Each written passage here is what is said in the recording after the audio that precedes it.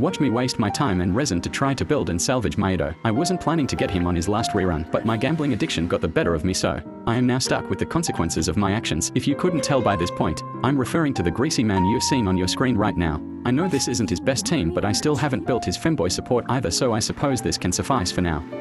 If you couldn't tell by now, I actually tried building him once, but eventually gave up because just I said, I wasn't planning on getting him, and I actually have priorities outside of Itto. But today I'm running out of characters to build and I'm actually losing my mind, so I thought about it and said, what is there more to lose?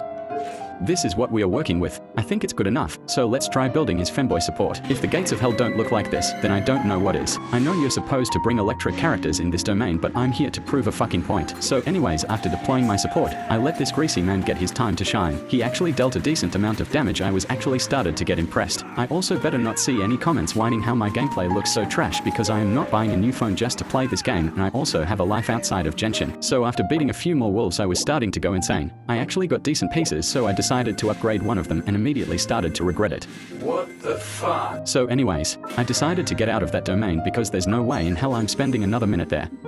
So I decided to actually test my Itto's damage together with his femboy support. But before I need to satisfy my gambling addiction after Hoyo gave me one singular standard pull, but I guess it's better than nothing. And to no one's fucking surprise, I get nothing, so moving on. This is what we are working with. I'm running him with 4-piece husk. I also only have him at C1 because then again, I wasn't planning on getting Itto, and that adds to many factors why I neglected them. After assembling the game, I was ready to beat some ass. By the way, I'm using the perpetual mechanical array to showcase because it has always been my favorite boss to beat when I'm showcasing characters, but also it's Garu's ascension boss, so it's like killing two birds in one stone. After what feels like eternity, I finally killed its offspring. I guess it makes sense why they decided to put this boss in Inazuma, because it is the land of eternity.